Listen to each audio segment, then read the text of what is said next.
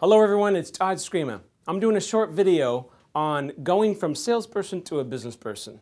Now listen, I used to think years ago, hey, I'm just a sales guy and I'm just going to be a sales guy the rest of my life. And the problem with that is that we don't ever develop other skills and we're like a one-legged stool. So I'm just going to go through some characteristics of a great business person just to give some characterization to what we're talking about, is what that looks and feels like, because the truth is you probably do a lot of these things and some of the things need to some work. So number one is working as a team.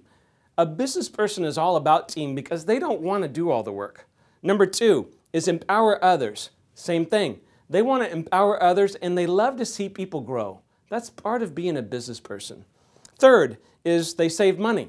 Sounds kind of simple, but a salesperson just gets money and spends it all, okay? Well, what's that all about, okay? There's no value in that. There's no value creation. Super structured, super systematized. That's an example of a great business person. And that's easy to say. I see very few people really be structured and systematized. Next is they control their emotions. Listen, I was at a manager's meeting one time and I told this manager, hey, you guys realize half the time I want to reach across the desk and strangle you, right? And they're kind of laughing, and I said, no, I'm serious. I have to downplay my emotions a lot because of how I might come across to my customer, in this case an employee, okay? Just got to control my emotions, okay? Next is a calculated risk taker. You know, a business person isn't always about playing it safe. It's a calculated risk taker. A salesperson they're kind of renegades, like I'm going to take whatever risk no matter what. That's not what I'm talking about. It's well thought out. You've talked to some mentors, like there's a process for your decision making and risk taking.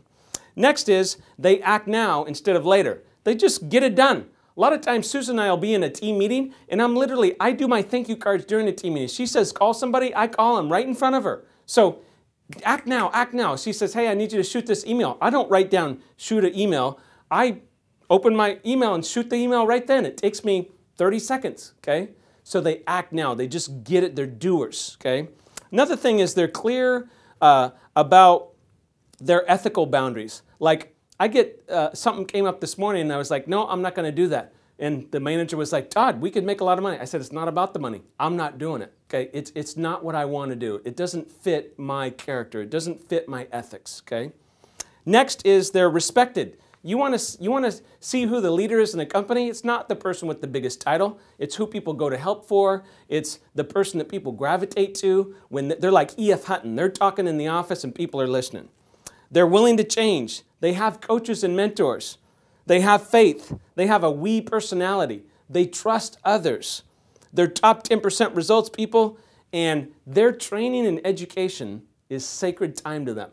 Like I'm reading books and I have coaches. I just hired a coach for 6 months. Most expensive check I ever wrote for someone to coach me. I just did it today, okay? Why? Because I'm going to learn from this person. This person has skills I don't have. And so it's sacred to me. Man, he's flying in for 3 days a month, and I'm telling you, that will be sacred time to me because I know I've got to get better. So those are some characterizations of what it looks and feels like and actions that a business person takes that's different than just being a salesperson, okay? So guys, I hope that helps. This shift is the difference for most people in order to make more money in less time and have less stress. Enjoy it and go do it. Thanks, guys.